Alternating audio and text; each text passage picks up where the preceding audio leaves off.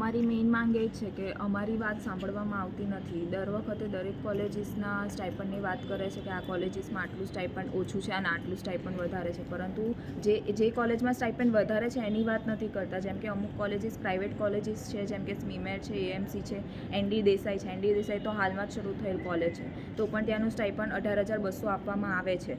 તો અમારી આગળ એ મુદ્દો મૂકવામાં નથી આવતો કે ત્યાં કેમ આટલું આપવામાં આવે છે, અને અમે જ્યારે આ મુદ્દો લઈને જઈએ છીએ તો એ મુદ્દો સાંભળવામાં આવતો નથી. પ્લસ અમારી અહીંયાની પંચિંગ સિસ્ટમ છે એ કોર્પોરેટની રીતે જ ચાલે છે કે સવારે જો મિસ પંચ થાય તો અમારો પગાર કાપી દેવામાં આવે છે, કે જો લેટ પંચ થાય તો પગાર કપાઈ જશે. અને સેન્ડવિચ રૂલ જેમ કોર્પોરેટમાં હોય છે લીવનો, એવી જ રીતે અમારે પણ અહીંયા લીવનો રૂલ સેન્ડવિચ રૂલ જેવો જ છે. તો આ બધી વસ્તુ હોવા છતાં અમે અમારી ડ્યુટી પૂરેપૂરી રીતે અમે આ 2 મહિના નિભાવી છે. તો પણ જ્યારે પગાર વધારાની વાત આવે છે ત્યારે અમારી વાત સાંભળવામાં આવતી નથી. તો એ બાબતે અમે રજૂઆત કરીએ છીએ.